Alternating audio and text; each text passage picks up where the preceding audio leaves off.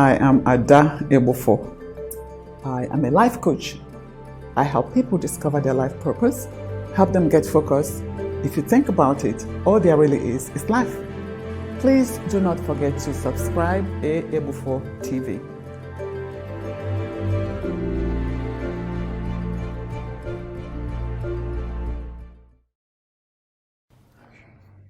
Well, hello. Welcome to this week's discussion. I am Ada Egbufor. I'm your partner on your success journey. I designed this platform to help people who want to make a positive change in the world. And if this is your first time tuning in, you're most welcome. So we want to make a positive change in the world, but we have to first make that change in our life. And one of the ways we influence people, we grow, it's through our personality. And sometimes we say, oh, I like that man, I like that woman, but we don't know what we like about them. Is it the way they dress? Is it the way they walk? Is it their knowledge? Is it their charisma? And stuff like that. And so what is it you like about them and why? You see, a pleasant personality is like your business card. It opens doors for you. And so today I want to talk briefly about how you can develop your personality. Because as you embrace your life's mission and you're moving on, you need a lot of tools in your arsenal. And so what is personality? Personality is simply the way we see things, our belief system, the way we feel, and the way we behave. These are the things that form our personalities. And way long time ago, it used to be believed that we form our personalities in early childhood and adolescence years. And once you form those personality traits, they are cast in stone. You cannot change them. Well then, that was before the advent of self-development. Self-development, and I agree, tells us that we can design the life we want, including the kind of personality, the personality we want, and we can design it and live it. And so, the question is, in order to say this is the kind of personality you want, first you have to take stock. What kind of personality are you right now? How would you describe your personality? If you don't know, you can ask a friend or a relative, somebody who is objective enough, not somebody who is going to want to please you and tell you, okay, what is okay. So you may want to break it down. So you can start by asking yourself, and this is something that I do. You know, when I write, and I ask myself, okay, does somebody's joy or success make me uncomfortable? Why? Why not? When somebody is smiling, does it cause me grief that somebody is smiling? Why? If I hear good news concerning somebody, they have achieved something, how does it make me feel? Why? These are the things you want to figure out about yourself. Are you quick to take credit, but very hesitant to take initiatives? Are you quick to condemn people? So when you ask yourself this question, it will give you a fairly good idea of where your personality is. And then, is that the kind of personality that you want? If not, what kind of personality do you want? A lot of us don't know what we like. We don't know if we like comedy. We don't know if we like art. We don't know the kind of brand of music that we really like. And whether we like to read or not, or play golf, or like to watch lawn tennis. These are things you ought to know about yourself, not just that you like them or you participate in them because people around you are participating in them. You want to know why. And begin to cultivate your own. Design. So if you now realize you like art, but you don't have a lot of people around you who are interested in going to the museum, hey, once in a while go to the museum. By the time you go there a couple of times, go visit art shops. By the time you go there a couple of times and interact with people there, you begin to meet people who like going to the museum, who like fine art. Something with comedy, something with playing golf, or any sport that you desire. You mustn't like the one that everybody or people around you, your circle, like. You can cultivate more and new friends in that area. That's how you begin to develop your personality. If you like to read, what kind of books do you like to read? Do you like to travel? So you begin to incorporate these things in your daily, in your life. You see, that's one of the most influential people in my life said that he used to blame everybody for all his problems. He blamed the government, he blamed his parents, he blamed his employers, blamed the sellers, heck, he even blamed the weather. So one day he was going through the list of all the people he had listed who were responsible for his personal problems. He realized that there was a prominent person missing on that list. And when he looked closely, he realized that he was missing in that list. And when he included his name in the list, he began to analyze and evaluate the various roles that all these people are playing in his lives and how they are contributing to his problem. To his greatest surprise, he realized that he was the worst culprit. He was, the worst. He contributed more to his own problems than any other person in that list. And that day, he realized that he had to make a change. He went from being the chief or the complainer in chief to a very charming, progressive, influential, one of the most influential people in history.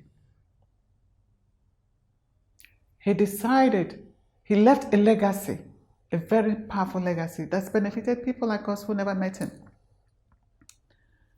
He began to teach people how to design the kind of life they want and live it. So I'm not telling you anything that has not been done. When you take the time to evaluate the kind of personality you want, the way you want to dress, then you have to begin to live it. One of the things I have realized is that people will be attracted to you because of the way you carry yourself, because of the way you behave, because of the way you treat other people. One of the things you have to learn is to pick interest in other people. Have opinion. That shows at least that you are aware, you know what is happening. But also remember, you're not the only one who's got opinion. You have to respect other people's opinion, make room for their opinion, whether you like it or not. Another thing that I learned, I really needed to learn that, was that you listen more than you talk. If you want to be a good conversationalist, you have to be a great listener. Listen more. Let people talk about themselves. When people understand that you like to hear about them, about their problems, about their life, they pick up interest in you. They want to be around you because you become more compassionate. And when I mean listen with every part of you, your eye, your nose, your ears, your whole body. Be present there. It's respectful. It shows compassion, caring, and people love that. They will go, oh, she's a very compassionate woman. She listens. She cares. It's a good personality trait. Personal hygiene. Groom yourself. Learn simple etiquette. Do not be stuck in your old ways and all people say you argue too much. You say, but that's my nature. That's my nature. Okay, keep your nature. People will move on. If you are intimidated by a crowd, you may be a recluse. But if you don't feel comfortable being a recluse, then you have to do something. Every now and then, invite 1 or 2 or 3 people. You don't have to invite a whole stadium full of people. A few people to have lunch with, either in your home or outside, somewhere else. And before you do that, prepare 1 or 2 topics that you feel comfortable with. You think the people that you're inviting would like, so you can open the conversation and then listen, and every now and then chip in. I assure you, when you do that 2 or 3 times, going out will not be such, a threat to your psyche, because some people really get traumatized in going out to mingle with people. So you begin to cultivate this friendly personality. I'm just going to leave you with these 3 things, but you see, it's always important to know where you stand at any given time. It helps you to determine where you need to be. When you take stock of the kind of personality that you are now, then you'll be able to decide, okay, I'm strong in this area, but it doesn't hurt to get better. But in this area, I really suck. So you begin to do something about it. But let it be something that you are really interested in. Because I'm telling you, there is nothing like being authentic. You see, if you begin to present what you're not, people who like that front that you're presenting will be attracted to you. And when they come close to you, they discover that you are not what you present you are. That's not a good place to be. So be authentic. And sometimes people look at you, they think you are flamboyant. If that's not who you are, be who you are. If they don't want you, let them move on. You see, but don't try to act like you are some superstar, but you're not. Don't try to act like, claim that you have a PhD, you have this, and you don't. And so somebody picks a conversation with you and that they realize that you're funny. That's not a good personality trait, a good way to present yourself. There is no replacement for being authentic. Everybody likes authenticity. Even if you want to go buy a knockoff handbag, at least you know it's a knockoff.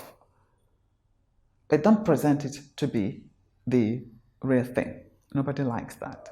And it doesn't give you a good image. So another thing I want to add is, know that it is your right to design your life. Design it with caution, not because you want to compete with somebody, but because it is what you need. So whatever personality trait, whatever interest you want to pick, make sure that it is something you know why it goes with you. If not, it won't last. If you like to read, you have to know what kind of books you like to read. You can't see somebody reading about politics. You want to go buy books on politics. You will never read them. But if you like adventure stories, buy adventure stories. There's so many people who love adventure stories. You'll find people to have share your interest with. And as I always say, it's your life. It's your duty. It's your responsibility. Do not fake. Embrace the life you have. Design where you want to go. Begin to work it. It's not enough that it's written down. Make it a point of duty. This week, you pick on one of the personality, the characteristics you want. And begin to make it intentional, to live it. Put it into practice. Have somebody hold you accountable. Your wife, your spouse, a friend, a mother, somebody who is going to be able to remind you. And do not be defensive. You can't say to somebody, hold me accountable, and when they remind you, you chew them out. Nobody wants to be bothered with that. But remember, Rome was not built in a day. The most important thing is that you know where you are, you know where you want to get to, you know how to get there, and you are willing and able to work the work that goes with that. So I wish you to have a pleasant personality. I'm working on mine. I'm still working on mine. And remember, success is a journey. It's not a particular destination. So you work yourself up to a level. You realize that, oh my God, now you're being exposed to different caliber of people. And when you get there, you see a higher standard. You don't, pack up and say, oh, I've developed my personality, like it or not. Chances are they will not like it, and you're going to find a way back. So continue to embrace growth. Continue to embrace growth. That's the only way you can grow, and that's the only way you can succeed. I thank you so much for listening. Remember, you are unique, you're beautiful, you are fearfully and wonderfully made. Nobody on the face of this earth can do better what your Creator has purposed for you to do. Believe it, and you will see magic happen in your life. Thank you so much. Please subscribe if you have not, like, share. Help us to grow this channel. Thank you very much. I'll see you next week.